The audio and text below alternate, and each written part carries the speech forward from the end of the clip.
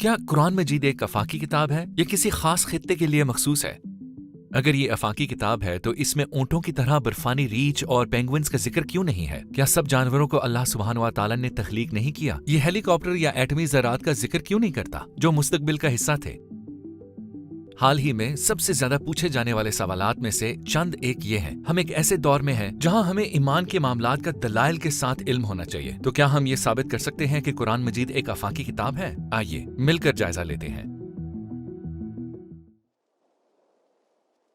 آفاقی چیز سب کے لیے ہوتی ہے اور اس کا تعلق پوری انسانیت سے ہوتا ہے۔ ایک خیال کیسے آفاقی بنتا ہے؟ سب سے پہلے اس کو متفقہ طور پر قبولیت درکار ہوتی ہے۔ فرض کریں کہ اگر پانی میں ایک پتھر پھینکا جائے تو پہلے مرکز میں ہلکی لہریں پیدا ہوں گی، پھر یہ لہریں بڑی ہو کر پھیلتی جائیں گی۔ اسی طرح ایک خیال بھی بڑھتا ہے اور آفاقی بن جاتا ہے۔ یہ مرکز میں ایک ہلکے ارتعاش سے شروع ہوتا ہے، پھر یہ بڑھتا ہے اور پھیل جاتا ہے، بالکل بڑھتی ہوئی لہروں کی طرح۔ لیکن اگر ہم پہلی لہر ہی نہ پیدا کر سکیں تو بڑھتے ہوئے پھیلاؤ کی توقع فضول ہے۔ ہمیں دین اسلام اور قرآنی قوانین کو اس رخ سے دیکھنے کی ضرورت ہے۔ جزیرہ نما عرب کے لوگ ان لہروں کا مرکز تھے، پھر قرآن مجید اس مرکز سے پوری انسانیت تک پھیلا اور آفاقی کہلایا۔ وہ پیغام کس طرح پر اثر ہو سکتا ہے جس پر وہی لوگ ایمان نہ لائیں جنہیں پہنچایا گیا ہو؟ فرض کریں کہ قرآن مجید ہیلی کاپٹر یا ایٹمی ذرات اور ایسے حیوانات کا ذکر کرتا جس سے دنیائے عرب واقف ہی نہیں تھی، کیا ان کو یہ سب سمجھنے میں دقت پیش نہ آتی؟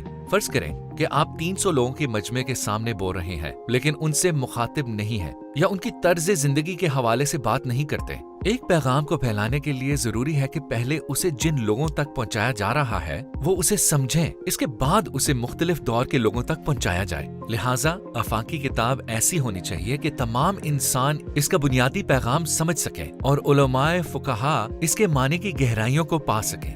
تو قرآن مجید ایک ایسی ہی کتاب ہے۔ قرآن مجید نے لوگوں تک پہنچ کر انہیں نہ صرف دلائل سے قائل کیا بلکہ ساتھ ہی پوری انسانیت تک اپنا پیغام پہنچایا ہے۔ ذرا سوچیں، اب تک قرآن مجید کے بارے میں 3,50,000 تفسیریں اور تفاسیر لکھی جا چکی ہیں۔ قرآن مجید ہمیں بہت سے حقائق سے آشکار کر چکا ہے۔ قرآن مجید عام معاملات سے قابل فہم زبان میں نمٹتے ہوئے نہایت کامیابی سے گہرے معنی کا سراغ دیتا ہے۔ مثال کے طور پر اس میں مخصوص قصے بیان کیے گئے ہیں، جیسے کہ موسیٰ علیہ السلام کا قصہ جو گہرے معنی اور بلند اصولوں کا حوالہ دیتا ہے۔ یہ ثابت کرتا ہے کہ قرآن مجید تمام عالم انسانیت کے لیے ہدایت ہے، جس کی وجہ سے اسلام محض مٹھی بھر لوگوں سے پھیل کر 1.5 بلین لوگوں تک پہنچا اور دنیا کا سب سے زیادہ تیزی سے پھیلنے والا مذہب بنا۔ سوال اٹھایا جاتا ہے کہ قرآن مجید میں ہر طرح کے حیوانات کا ذکر کیوں موجود نہیں، جس طرح کے پینگوئن؟ اسی وجہ سے قرآن مجید کے آفاقی کتاب ہونے پر سوال اٹھایا جاتا ہے۔ بہرحال قرآن مجید حیوانیت کی کتاب نہیں ہے جس میں جانور کی ہر نوع کا حوالہ موجود ہو۔ اور یہ بھی سوال اٹھایا جاتا ہے کہ قرآن مجید آسمانوں، خلاؤں اور کہکشاؤں کا ذکر کیوں نہیں کرتا؟ قرآن مجید کوئی علوم فلکیات کی کتاب نہیں ہے بلکہ یہ الہامی کتاب ہے جو کہ کائنات کی تخلیق کا مقصد بتاتی ہے اور ہدایت کی کتاب ہے۔ قرآن مجید ہر عنوان کا تذکرہ اس کی اہمیت کے مطابق کرتا ہے۔ مثلا جب وہ کائنات کا ذکر کرتا ہے تو بجائے اس کی طبی خد و خال کے اس کی اہمیت اور مقصد بیان کرتا ہے۔ قرآن مجید انسان کو کائنات کے بارے میں جاننے اور سیکھنے کی دعوت دیتا ہے،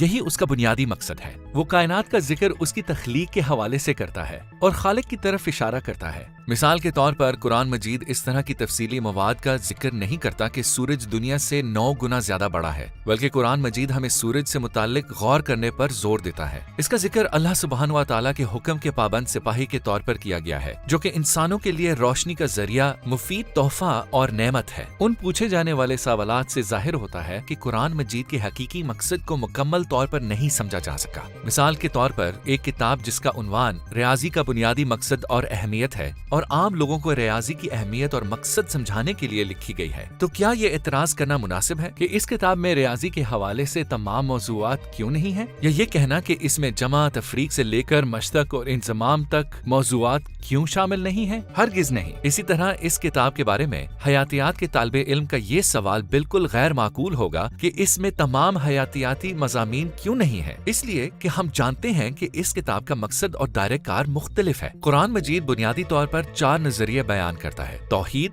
نبوت، قیامت اور انصاف۔ قرآن مجید انسان کو تخلیق کی حکمت اور اس کو اپنے بنیادی فرائض سے آگاہ کرنے کے لیے ان موضوعات کو بیان کرتا ہے۔ یہی وجہ ہے کہ اس طرح کے سوال کرنا بالکل غیر معقول ہے کہ قرآن مجید تمام مخلوقات کا ان کے نام سے تذکرہ کیوں نہیں کرتا۔ یہ قرآن مجید کے مقصد اور دائرہ کار کے حوالے سے اہم نہیں ہے۔ اگر آپ غور کریں تو 1,24,000 انبیاء میں سے صرف 28 کے نام قرآن مجید میں موجود ہیں۔ تو اگر قرآن مجید ان تمام رسول و انبیاء کا ذکر نہیں کرتا جو تمام انسانیت سے افضل ہیں، تو کیا یہ سوال کرنا معقول ہے کہ تمام نباتات، حیوانات اور کائنات کی ہر شے کی تفصیل موجود کیوں نہیں ہے؟ اور اگر یہ کتاب سب چیزوں کے ذکر کے ساتھ کئی جلدوں پر مشتمل ہوتی تو کیا یہ ہر ایک تک پہنچتی یا آفاقی کہلاتی؟ یہ ایک اور مسئلہ ہے۔ قرآن ہر دور اور ہر صدی پر بات کرتا ہے۔ یہ ہر دور کے لوگوں کو مطلع اور خبردار کرتا ہے، اور آفاقی کہلانے کا اصل مطلب بھی یہی ہے۔ یہ خالی از فہم ہوگا اگر قرآن صرف 21ویں صدی سے وابستہ جدید ایجادات کا ذکر کرے اور ماضی کا ذکر نہ کرے۔ اگر ایسا ہوتا تو ہم سے پہلے دور کے لوگ یہ کہہ کر اعتراض کرتے کہ یہ کتاب ہمارے بارے میں نہیں ہے، اس لیے یہ آفاقی نہیں ہے۔ اگر یہ جدید دور کی تمام ایجادات مثلا ٹیلی ویژن، جہاز، انٹرنیٹ، بجلی وغیرہ کا ذکر کرتی تو ماضی کے لوگوں کے لیے یہ سب بے معنی ہوتا،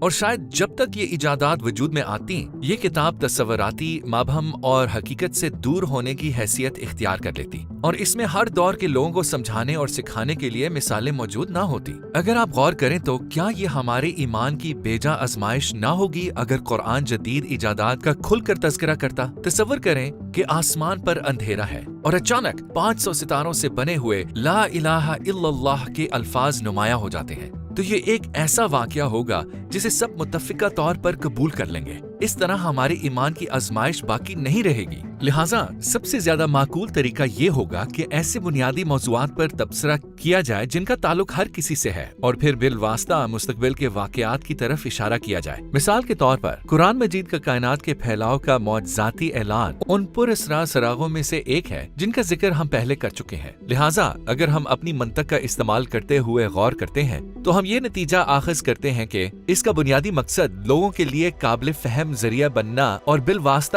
گہرے معنی کی طرف رہنمائی کرنا ہے۔ قرآن مجید کے قصوں میں پوری انسانیت کے لیے نصیحت اور زندگی کا سبق موجود ہے۔ یہ ہر دور اور ہر جگہ کے انسانوں کو زندگی کے تمام راستوں میں سے سیدھا راستہ دکھاتا ہے۔ مشورے کی ضرورت سب کو ہوتی ہے۔ یہی وجہ ہے کہ قرآن مجید کی افاقیت پر اس بات سے کوئی اثر نہیں پڑتا کہ وہ اپنے نزول کے وقت کے واقعات بیان کرے یا پھر ماضی کے ادوار کا حوالہ دے۔ جس طرح انسان مصیبت کے وقت مشورہ یا رہنمائی کی تلاش میں رہتا ہے، قرآن مجید متعلقہ واقعات اور نبیوں کے قصوں کے ذریعے تمام ادوار کے لیے ایک مثال، نصیحت اور رہنما بن گیا ہے۔ جیسے حضرت ایوب علیہ السلام کا قصہ ہمیں یہ سکھاتا ہے کہ کس طرح مصیبت اور بیماری میں ثابت قدمی اختیار کی جا سکتی ہے۔ یہ آفاقی قصہ ہر صدی اور انسان کے لیے مشکل وقت میں رہنمائی کا ذریعہ بن سکتا ہے۔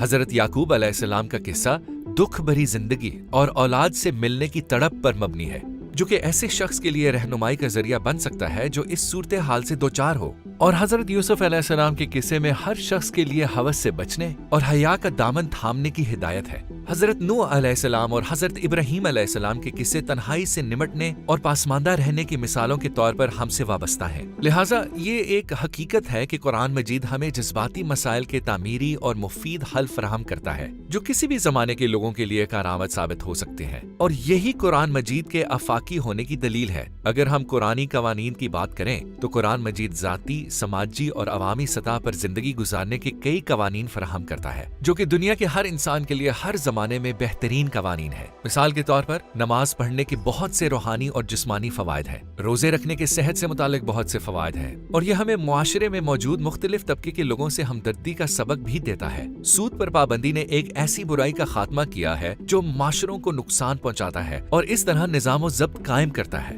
زکوٰۃ کا نظام لوگوں کے مال میں توازن قائم رکھتا ہے۔ حج لوگوں کے ایک چھت تلے متحد کرتا ہے اور سماجی مرکز اور اتحاد کے احساسات کو فروغ دیتا ہے۔ قرآن مجید بہترین اور مؤثر نظام کے بارے میں ذات پات اور رنگ و نسل سے مبرا ایسے قوانین دیتا ہے جو لوگوں میں مساوات اور عدل قائم کرتے ہیں، اور ایسی بنیاد پر قائم معاشرے میں جو بہتری آتی ہے وہ قرآن مجید کے آفاقی ہونے کی دلیل ہے۔ اب تک ہم یہ ثابت کر چکے ہیں کہ قرآن مجید ایک آفاقی کتاب ہے، تو چلیے اب ان لوگوں سے کچھ سوالات کرتے ہیں جو یہ نہیں مانتے۔ اگر قرآن مجید آفاقی کتاب نہ ہوتی تو اسلام دنیا کا سب سے زیادہ تیزی سے پھیلنے والا مذہب ہو سکتا تھا؟ یا اگر قرآن مجید آفاقی کتاب نہ ہوتی تو ہر بر اعظم، خطے اور شعبے کے لوگ اسلام کیوں کر قبول کرتے؟ या अगर कुरान मजीद सिर्फ अपने नज़ूल के वक्त के लोगों से मुखातिब होता तो क्या वक्त के साथ साथ इसकी तालीमात मदूम ना हो जाती और मुसलमानों की तादाद कम ना हो जाती? या ऐसा कौन सा इस्लामी कानून है जिसे अपनी अमली जिंदगी पर लागू करना मुमकिन ना रहा हो? या ऐसा कोई खास कानून जिसमें किसी खास मुआशरे के लिए हिकमत और अच्छे नताइज मौजूद ना हो? इस्लाम की कौन सी कुंजी दरवाजे नहीं खोल सकती कि लोग ये कह सकें कि इस्लाम आफाकी मजहब नहीं है? हकीकत ये है कि आप अभी ये वीडियो देख रहे हैं और अभी तक लोगों को 1400 साल पहले नाजिल होने वाले मजहब के साथ आसानी से जिंदगी गुजारते हुए देख रहे हैं। और ये कि आप इस्लाम के हक में हजारों कायल करने वाले अक्ली और नाकाबिल तरदीद दलाइल सुनते हैं जो ये साबित करता है कि ये हमारे दौर की मुनासिबत से है।